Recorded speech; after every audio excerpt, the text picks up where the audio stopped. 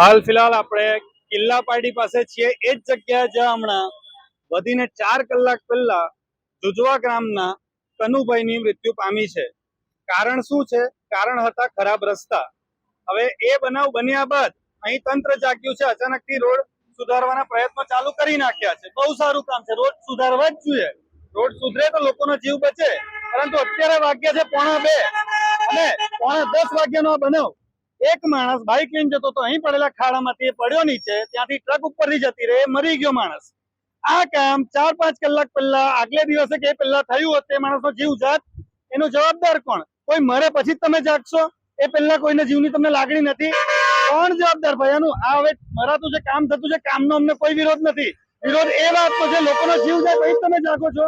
કિલ્લા પાર્ટી પ્રજાપતિ હોલની સામે જે અકસ્માત થયું, જુજવા ગામના કનુભાઈની જે મૃત્યુ થઈ, એ આ જગ્યા છે. એ મૃત્યુ થઈ, હોબાળો થયો, મીડિયામાં ચાલ્યું, લોકોએ વિરોધ કર્યો, તરત અહીંયા કામ ચાલુ થઈ ગયું. એટલે લોકો મરશે પછી તમે જાગશો? એ પહેલા તમે તમારી જવાબદારીનું ભાન નથી થતું? અરે ભાઈ ધ્યાન આપો, આ એક જ જગ્યા નથી. હવે બીજી જગ્યાએ રાહ નહીં જોતા કોઈ મરી જાય પછી તમે જાગો. મરવા પહેલા કામ કરો, મર્યા પછી નહીં.